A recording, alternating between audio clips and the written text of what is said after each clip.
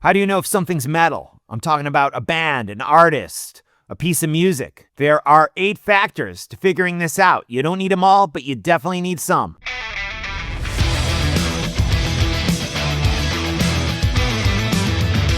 What makes something metal? I'm obviously talking about music, bands, artists. What makes them metal? It's a tough question that a lot of people have a hard time answering, including ChatGPT, which gets it all wrong. But I'm Mark Strigl. I'm going to tell you what makes music metal.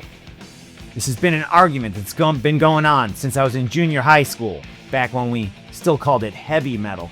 Loud, distorted guitars. It could be a very fuzzy, primitive distortion.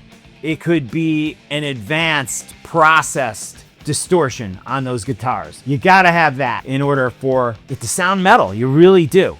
The drums and how those are played, they need to be powerful. You're not gonna be playing a jazz shuffle or have a wimpy drum machine. This is so important, and I don't hear anyone mentioning it.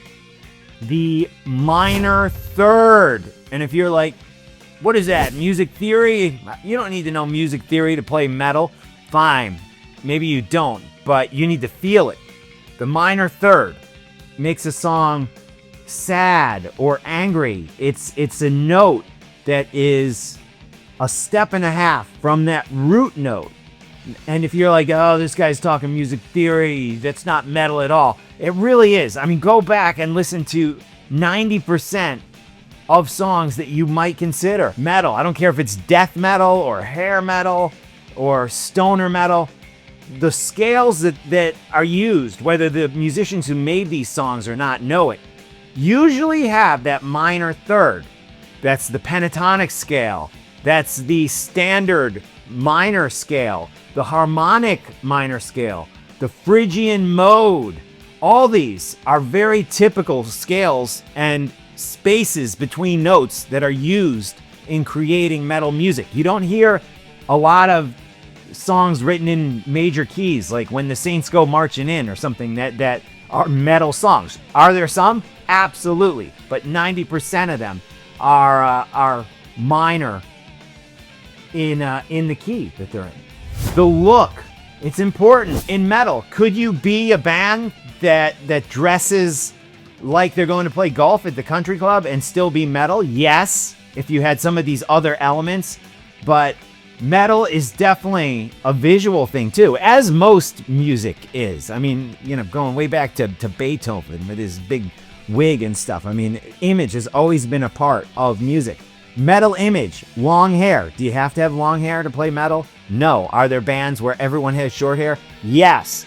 But traditionally, long hair is viewed as metal. Now, that could be big, puffed out hair. That could be straight, long hair.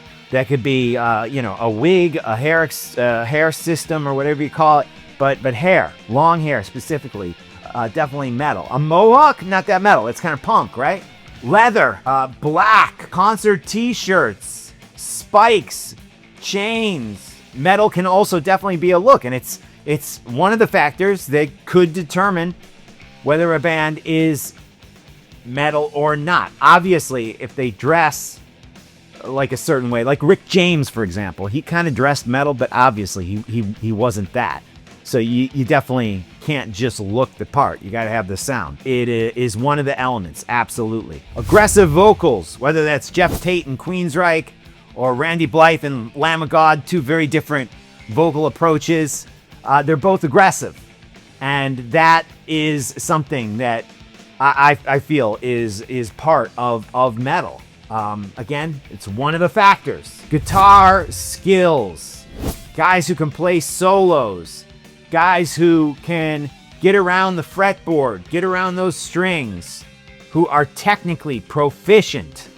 You don't hear a lot of punk bands. I mean, some, yes, but in general, punk's more simpler. There's different styles of music that are definitely simpler to play. Is there simple metal? Yes, but one of those factors, one of those things I'm talking about that could make you metal is proficiency on the guitar.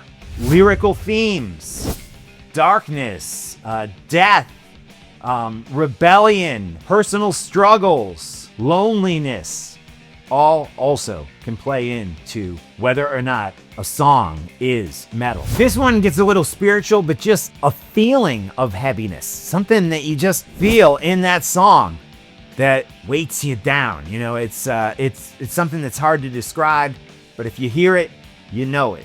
So there you go. A bunch of factors. You don't need all of them. I think everything from Dokken to Obituary is metal. That's just me. Some people will disagree with that. Death metal, glam metal, progressive metal, European symphonic metal, you know, whatever. It's all under the same genre. And, you know, that's going to upset some people who don't want to be associated with a certain band. And can you be part metal? Of course, there's tons of bands like that who don't firmly sit in the category like maybe Judas Priest does. I'm Mark Strigl. It's my opinion, and I think it's a pretty good opinion. Thanks for listening, and feel free to share this video with your friends, especially those people who don't seem to know what metal is.